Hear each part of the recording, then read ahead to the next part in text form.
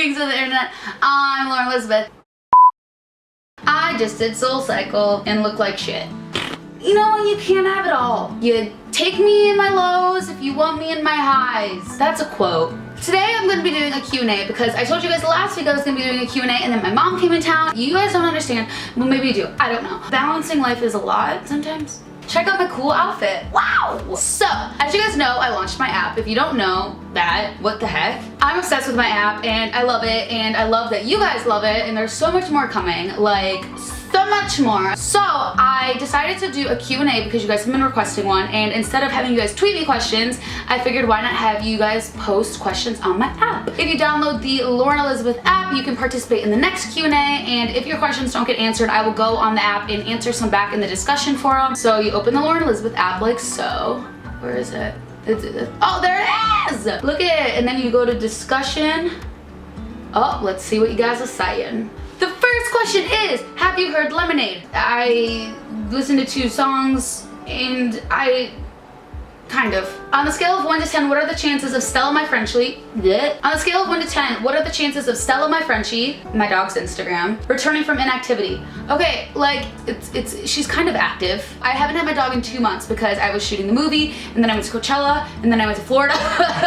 So my mom was just in town dropping my dog back off. So now me and Stella are reunited, and Stella my Frenchie will become more active, I promise. Follow on Insta. What do you do to relieve stress? What I do to relieve stress is I turn everything off. Honestly, I really believe in retail therapy. Like, I love shopping so much, so that really helps me relieve stress. But I think my biggest flaw of trying to relieve stress is I try to just bottle things up and push it away instead of dealing with stuff. And so if I really was too stressed to deal with stuff, I tell people, like, I'm too stressed to deal with stuff, please leave me alone for like 24 hours. Give yourself a break so that you can like readdress them in a better mood and energy and headspace. Stella, what do you do to stay productive when you feel like you can't work anymore? I have a really great support system of people that keep me motivated and inspired, whether it's friends or people on my team or my family. When I just feel like I can't do anymore, I call those people and have that little breakdown. You have to like let yourself have that breakdown and then wake up the next morning and be like, all right, let's do this. Any advice on dealing with anxiety and maintaining a healthy lifestyle? The biggest thing to maintaining anxiety is to get help. When you're having anxious thoughts,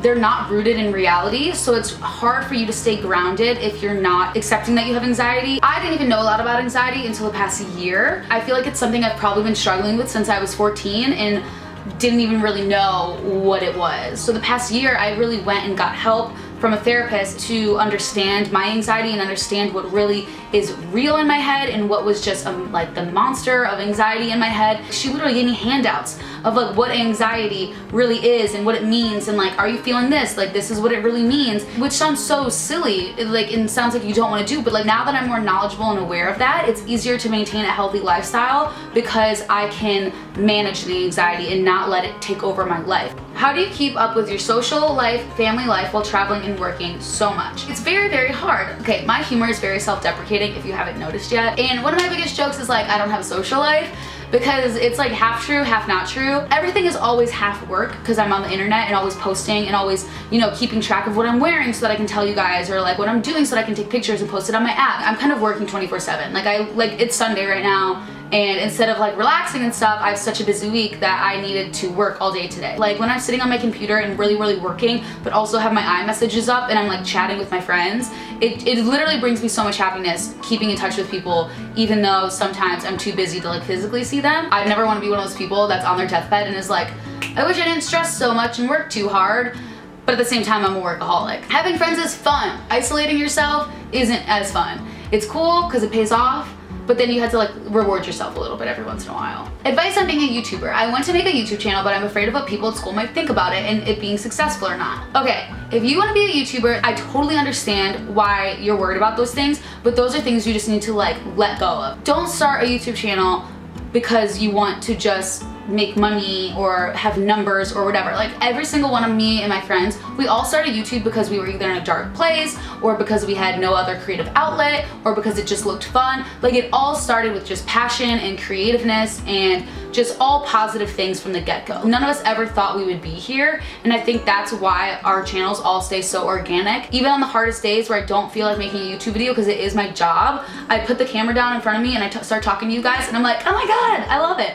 So don't worry about that. As long as you really want to make videos because you enjoy it and you have an idea, go for it. And you can't worry about what other people think in any part of life, whether it's starting a YouTube channel or making any kind of decision, because if you live your life dictated about what other people are going to think about you, you're never going to be fulfilled as a person. You need to do things that better yourself, not other people. The point is, I never let people hating on me or whatever, and people still do hate on me to this day. I'm never going to please everyone. There's going to be ups and downs and everything, but as long as you can get through them, you will make it. I promise. That's just facts of life. Best advice to stay motivated to work out. My best advice to stay motivated to work out is to not be too hard on yourself and listen to your body, but make goals and do workouts that you enjoy. Even when I'm in SoulCycle and like I feel like I can't go anymore, I'm just like, you know what? You showed up and you're here, so like you're good. I want to stay looking like this, and I feel so much better. Like I feel gross, I feel lethargic when I don't work out. Like I feel really good going, and I saw the way my body changed after working out for over a year now. And so when you set those goals and you